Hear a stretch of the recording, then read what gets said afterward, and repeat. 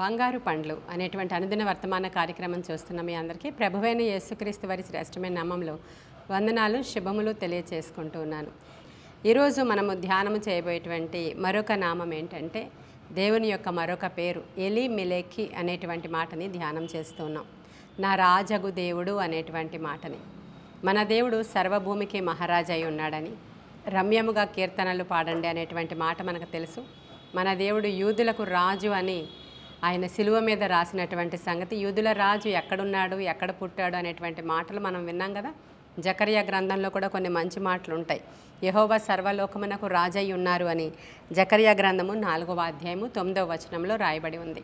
ఇలా అనేక చోట్ల దేవుడు మహారాజుగాను, రారాజుగాను, రాజులకు రాజుగాను, మలాకి గ్రంథంలో కూడా ఆయన రాజులకు రాజు, ప్రభువులకు ప్రభు అనేటువంటి మాటని మనం చూస్తూ ఉంటాం. దేవుని యొక్క గ్రంథంలో ఉన్నటువంటి అనేకమైనటువంటి చోట్ల దేవుడు మనకి రాజు అయి ఉన్నాడని మనకి తెలుస్తూ ఉంటుంది. అయితే దానియేలు గ్రంథంలో 4వ అధ్యాయంలో ఒక రాజు, చాలా పెద్ద రాజు, అతను బబులోను సంస్థానానికి అంతటికీ అతను రాజు, ఇంచుమించు చక్రవర్తి అతడు మన దేవుడి గురించి ఒక మంచి సాక్ష్యం పలికాడండి. అది మనకి చూసినప్పుడు మన దేవుడు ఎట్టివాడో, ఎంత గొప్పవాడో, రాజులకు రాజు అంటే అర్థం ఏంటో తెలుస్తుంది మనకి. రాజులకు రాజు అంటే భూరాజులందరినీ కూడా సింహాసనం మీద కూర్చుండబెట్టువాడు ఆయనే, సింహాసనం నుంచి పడద్రోయజేయువాడు ఆయనే అని కూడా లేఖనం సెలవిస్తూ ఉంది. నెబుకద్నెజరు అనేటువంటి ఒక రాజు ఉన్నాడు బైబిల్ గ్రంథంలో, దానియేలు గ్రంథం 4వ అధ్యాయంలో. అతను కొన్ని మాటలు ఈ విధంగా చెప్తున్నాడు చూడండి. వాక్యం చదివితే బాగుంటుంది, ఆ మాటలు చదువుతున్నాను నేను. రాజగు నెబుకద్నెజరు లోకమందంతటా నివసించు సకల జనులకును దేశస్థులకును ఆయా భాషలు మాట్లాడు వారికిని ఇలాగు సెలవిచ్చుచున్నాడు. మీకు క్షేమాభివృద్ధి కలుగునుగాక. మహోన్నతుడగు దేవుడు నా ఎడల చేసిన అద్భుతములను సూచక క్రియలను మీకు తెలియజేయుటకు నాకు మనస్సు కలిగెను అంటున్నాడు. నా ఎడల మహోన్నతుడగు దేవుడు కొన్ని సూచక క్రియలు, మహత్కార్యాలు చేశాడు. అవి చెప్పడానికి నాకు మనసు అయింది, మీకు చెప్పాలనుకుంటున్నాను అంటున్నాడు. ఆయన సూచక క్రియలు ఎంతో బ్రహ్మాండమైనవి, ఆయన అద్భుతములు ఎంతో ఘనమైనవి. చూడండి, మన జీవితంలో కూడా దేవుడు చాలా అద్భుతాలు, ఆశ్చర్యాలు చేస్తాడు. అంతవరకు ఎందుకు, ఇలా బ్రతికి ఉన్నామంటేనే దేవుని యొక్క ఉచితమైన కృపాది. ఈయన చెప్తున్నాడు, నా ఎడల దేవుడు చేసినటువంటి కార్యాలు ఎంతో బ్రహ్మాండమైనవి, ఎంతో అద్భుతమైనవి అని వివరిస్తున్నాడు ఆయన. ఆయన రాజ్యము శాశ్వత రాజ్యము, ఆయన ఆధిపత్యము తరతరములు నిలుచుచున్నది అంటున్నాడు. మన దేవుని రాజ్యము గురించి రాజు చెప్తున్నాడు. ఒక రాజు, బబులోను సంస్థానానికి రాజు. బబులోను రాజులు అంటే చాలా గొప్పవాళ్ళు. వాళ్ళు అసలు వండర్స్ ఏదైతే మనము 8 వండర్స్ 7 వండర్స్ అంటూ ఉంటాం కదా, 7 వండర్స్. ఆ వండర్స్లో ఒక వండర్ ఏంటంటే అక్కడ ఉన్నటువంటి బబులోను సంస్థానంలో ఉన్నటువంటి ఆ హ్యాంగింగ్ గార్డెన్స్, అక్కడ ఉన్నటువంటి కట్టడాలు, ఇలాంటివన్నీ కూడా నిర్మించినటువంటి రాజులు వాళ్ళు. అటువంటి రాజు అతను ఏం మాట్లాడుతున్నాడంటే ఆయన ఆధిపత్యము తరతరములు నిలుస్తూ ఉంటుంది, ఆయన అద్భుతములు ఎంతో ఘనమైనవని మన రాజు గురించి మాట్లాడుతూ ఉన్నాడు. ప్రియమైన దేవుని బిడ్డలారా, అన్యుడైనటువంటి రాజు. ఎందుకని, అతని జీవితంలో ఏం జరిగింది? అతడు చాలా గొప్ప చక్రవర్తిగా ఉన్నప్పుడు ఒక దినాన అతనికి ఒక కల వచ్చింది. ఆ కలలో అతను మంచం మీద పడుకుని కొంచెం కలతగా ఉన్నటువంటి ఆ సమయంలో ఒక కలగంటూ ఉన్నాడు అతను. ఆ కలలో ఏముందంటే ఒక గొప్ప వృక్షాన్ని చూస్తున్నాడు అతను. ఆకాశమును అంటునంతగా ఆ వృక్షం యొక్క కొమ్మలు విస్తరించి ఉన్నాయి. చాలా పెద్ద వృక్షము విస్తరించి ఉందంట. అది ఉన్నప్పుడు ఆ యొక్క వృక్షము క్రింద అనేకమైన పశువులు సేదతీరుతూ ఉన్నాయి. వృక్షం పైన అనేకమైన పక్షులు గూళ్ళు కట్టుకుంటూ ఉన్నాయి. పచ్చని ఆకులతోనూ పళ్ళుతోనూ అది నింపబడి చాలా ఆహ్లాదకరముగాను ఆశీర్వాదకరముగాను కనబడుతున్న ఒక మహావృక్షాన్ని చూస్తున్నాడు. ఇంతలోనే పరమ నుంచి వచ్చినటువంటి ఒక పరిశుద్ధుడు చెప్తున్నాడు, ఈ చెట్లను కొమ్మలను నరికివేయండి. దాని ట్రంక్ ఒక్కటే ఉంటుంది, మిగతాదంతా కూడా నరికివేయండి. పక్షులన్నీ చెదిరిపోతాయి, ఈ యానిమల్స్ అన్నీ వెళ్ళిపోతాయి. మీరు ఆ కొమ్మలను నరికేయండి, చెట్టును నరికేయండి అనేటువంటి ఒక స్వరం అతను విన్నాడు. ఆ వచ్చినటువంటి దూతను అతను చూశాడు. ఇక వెంటనే అతనికి చాలా భయం కలిగింది. శకునగాండ్రను పిలిపించాడు. ఎవ్వరూ చెప్పలేకపోయారు దాని అర్థం. అప్పుడు అంటున్నాడు, నా సంస్థానంలో బెల్తెషాజరు అని నా దేవతల పేరు పెట్టుకున్నటువంటి ఒకడున్నాడు. అతడు పరిశుద్ధ దేవతల ఆత్మ కలిగిన వాడు. ఆయన్ని పిలిపిస్తే ఆయన తప్పకుండా అర్థం చెప్తాడని మన దానియేలుని పిలిపించినట్లుగా ఇక్కడంతా కూడా మీకు రాయబడి ఉంటుంది. ఈ 4వ అధ్యాయం అంతా చదువుతూ ఉంటే మీకు టైం సరిపోదు కదా. మీరు చదువుకోండి తప్పకుండా. నేను ఏమైతే చెప్తున్నానో అక్కడ ఆ విషయాలు ఉన్నాయో లేవో, అక్కడ రాయబడి ఉన్నాయో లేదో తర్వాత మీరు తప్పకుండా చదివితే చాలా బాగుంటుంది. ఆ సందర్భంలో మన దానియేలును పిలిపించినప్పుడు దానియేలు ఆ యొక్క కళను విన్నాడు. అర్థం దానియేలుకు తెలుసు, ఎందుకంటే నిజంగా దేవుని ఆత్మ కలిగిన వాడు దానియేలు. అది వినినప్పుడు దానియేలు ఏమని చెప్తున్నాడంటే, రాజా అసలు ఈ కళ నీకు రావాల్సింది కాదు, నీ విరోధులకు ఎవరైనా అలాంటి వారికి రావాలి తప్ప నీకు కలిగింది కాదు. ఏమైంది అని అంటే, ఆ యొక్క చెట్టు మీరే, ఆ విస్తరించినటువంటి రాజ్యము మీదే, ఆ రకరకాల పక్షులు రకరకాల పశువులు అన్నీ కూడా విస్తరించినటువంటి రాజ్యంలో ఉన్నటువంటి ఈ యొక్క ప్రజ, ఈ యొక్క రాజ్యాలు, ఈ చిన్న చిన్న రాజ్యాలు, మీ అండర్లో ఉన్నటువంటి రాజ్యాలు, మీ అండర్లో ఉన్నటువంటి సమస్త సంపద, ఇదంతా కూడా. కానీ దేవుడు ఇదంతా కూడా మీ నుంచి తీసివేయబోతున్నాడు. కొంతకాలం ఆకాశపు మంచు కురిసినప్పుడు, ఆ చెట్టు మీద మంచు కురిస్తే అది పశువు మనస్సు గలదైపోతుంది అనేటువంటి దర్శనం ఏదైతే వచ్చిందో అది మీ మీద మంచు కురుస్తుంది. మీకు పశువు లాంటి మనసు వచ్చేస్తుంది. పశువులాగా మీరు నడుస్తారు, మీకు గోర్లు పెరిగిపోతాయి, మనుషుల మధ్యలో కాక అడవుల్లోనికి వెళ్ళిపోతారు. కొంతకాలం 7 సంవత్సరాల కాలం ఆ విధంగా మీరు అక్కడ వెళ్ళిపోయినప్పుడు అదంతా అనుభవించిన తరువాత మరలా దేవుడు కనికరము చూపి మీ మీద మరలా మీకు ఆ రాజ్యాన్ని తిరిగి అప్పగిస్తారు. ఇది దీని యొక్క భావము, అర్థం అని చెప్పినప్పుడు చాలా భయపడిపోతాడు నెబుకద్నెజరు.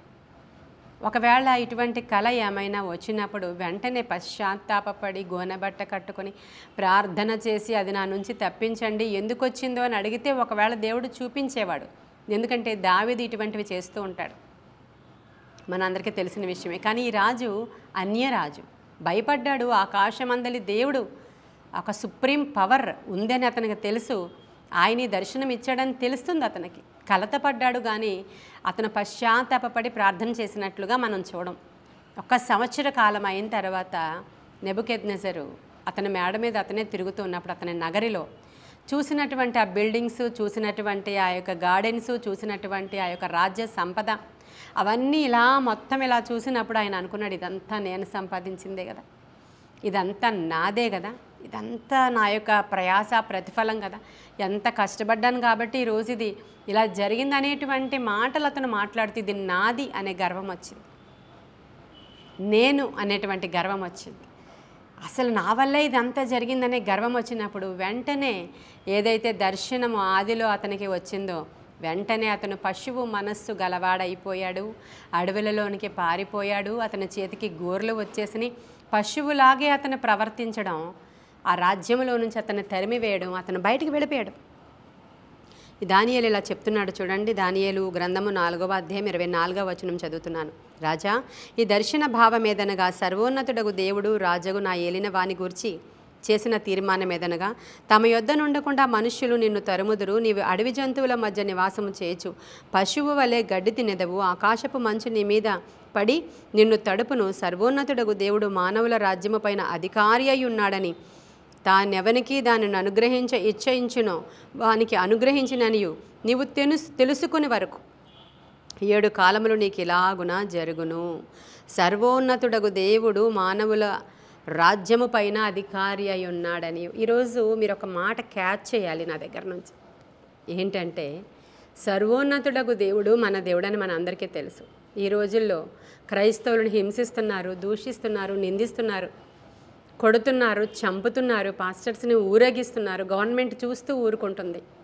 ఏ రాజులైతే మన మీద ఉన్నారో, వికటట్టహాసం చేస్తూ ఉన్నారో, క్రైస్తవులను అణగదొక్కాలనుకుంటున్నారు, వారి మీద మన దేవుడు అధికారియా కాదా, ఇదొక్కటి మీకు తెలిస్తే ప్రార్థన చేయడం మొదలు పెడతారు మీరు. మన సమస్యలు గొప్పవి కావు. ఇంకా గొప్పది ఏంటంటే రాబోయే తరాలకి దేవుణ్ణి మనం పరిచయం చేయడం, రాబోయే తరాలకి దేవుని దగ్గర నుంచి ఎటువంటి మనకి కనెక్షన్ తెగిపోకుండా ఉండడం, మన దేశంలో జరుగుతున్నటువంటి అరాచకాల వల్ల దేవుని యొక్క ఉగ్రత మన దేశం మీదకి రాకుండా చేయడం, అది మన వంతు, మన బాధ్యత. మన దేవుడు సర్వోన్నతుడైన దేవుడని, ఆయనదే సుప్రీం పవర్ అని, ఆయనే రాజులను నియమించుచు త్రోసివేయుచు ఉన్నవాడని నీకు గుర్తెరిగితే ప్రార్థన చేస్తే దేవుడు కార్యం చేస్తానంటున్నాడు. సంఘాలన్నీ ప్రార్థించాలి. మీరు ఏ ఏ సంఘాల నుంచి నా మాటలు వింటున్నారో నాకు తెలియదు, కానీ ప్రార్థన మొదలు పెట్టండి, ప్రార్థన విజ్ఞాపనలు మొదలు పెట్టండి. మన గురించి, మన సమస్యల గురించి వ్యక్తిగత ప్రార్థనలు చేసుకుందాం. సంఘముగా కానీ కూడితే ఈ యొక్క విషయాల గురించి ప్రార్థించడం మొదలు పెట్టండి. మేము చేస్తే అయిపోతుందా, మేము చేస్తే ఏమవుతుంది, జరిగేదేదో జరుగుతుందని మాత్రం అనుకోవద్దు. సుప్రీం పవర్ మన దేవునిదే. ఎంత గొప్ప మాటలు ఇక్కడ రాయబడి ఉన్నాయి. ఎలిమెలెకి అనేటువంటి మాటని ధ్యానం చేస్తున్నాం మనం. అద్భుతాలు జరిగించేటువంటి దేవుడు మన రాజు, రాజు, రాజులకు రాజు, ప్రభువులకు ప్రభువు, సింహాసనం మించి రాజులను త్రోసివేయగల సమర్థుడు, మరలా మంచి రాజులను నియమించగల సమర్థుడు.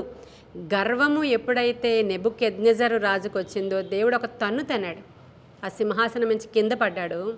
ఈరోజు మనం చూస్తున్నాము మన దేవుడు సమస్తము చేయడానికి సమర్థుడు. మనం చేయాల్సింది ఏంటయ్యా అంటే కేవలము ప్రార్థన. రాజే కాదు, ఈరోజు నీవు కూడా నీ పరిస్థితి ఎలా ఉందో చూసుకో. గర్వము కానీ నీకు వచ్చింది అంటే నీ ఇంట్లో కార్యాలు జరగవు. గర్వము కానీ నీవు గర్వించావు అంటే నీ సింహాసనం పోతుంది. అది అన్యుడైనా సరే, క్రైస్తవుడైనా సరే, మరి ముఖ్యముగా క్రైస్తవులు. ఈరోజు నీ ఇంట్లో వచ్చినటువంటి సమస్య, నీ ఇంట్లో వచ్చినటువంటి లేమి, నీ ఇంట్లో వచ్చినటువంటి కొదువ, నీ ఇంట్లో వచ్చిన కష్టం, నీ ఇంట్లో వచ్చిన నష్టం, ప్రతి దానికి రీజన్ గర్వము అని దేవుడు చెప్తూ ఉన్నాడు. ఈ రాజుకు వచ్చింది అదే. మంచి రాజే దేవుడి మాట విన్నాడు. ఆ గర్వం ఎప్పుడైతే అతనిలో నుంచి పోయి మరలా మంచి మనస్సు వచ్చి, దేవా నన్ను క్షమించు, నేను మరలా బాగుపడుతున్నాను, నేను అటువంటి గర్వము నేను విడిచిపెట్టేస్తాను అని మంచి మనసు నీవు కలిగి ఉంటే తిరిగి నీకు అది వచ్చేస్తుందని ఈజీగా చెప్పేశాడు. ఇక్కడ నీ సమస్యకి జవాబు ఇక్కడే ఉంది. చూడండి ఏమని చెప్తున్నాడు. 7 కాలాల పాటు నీకు అలాగూ జరుగును. చెట్టు యొక్క మొద్దు నుండనీయుడని వారు చెప్పిరి కదా, దానివలన సర్వోన్నతుడు అధికారియగు నీవు తెలుసుకొనిన మీదట నీ రాజ్యము నీకు మరలా ఖాయముగా వచ్చునని తెలుసుకోమని చెప్తున్నాడు ఆయన.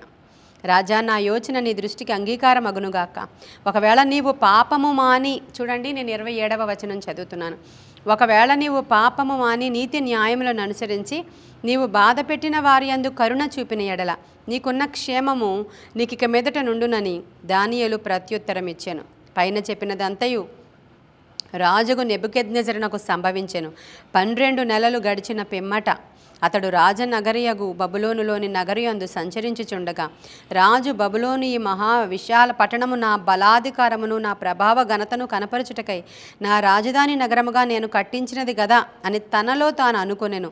రాజు నోట ఈ మాట ఉండగా ఆకాశము నుంచి ఒక శబ్దము వచ్చెను. ఏదనగా, రాజుకు నెబుకద్నెజరు, ఇదే నీకు ప్రకటన, నీ రాజ్యము నీ యొద్ద నుంచి తొలగిపోయెను. చూసారా, ఎప్పుడైతే నాది, నా నగరు, నాది, నా గర్వం అనుకుంటూ ఉన్నామో, నా సంపాదన, నేను, అసలు మేము గొప్పవాళ్ళం, వాళ్ళంత చెడ్డోళ్ళు, వీళ్ళంత చెడ్డోళ్ళు, వాడు ఇలాంటోళ్ళు, వాళ్ళు అలాంటోళ్ళు అంటూ ఉంటాం కదా ఇలాంటి మాటలు. అప్పుడే వస్తుంది నీ ఇంట్లోకి శ్రమ.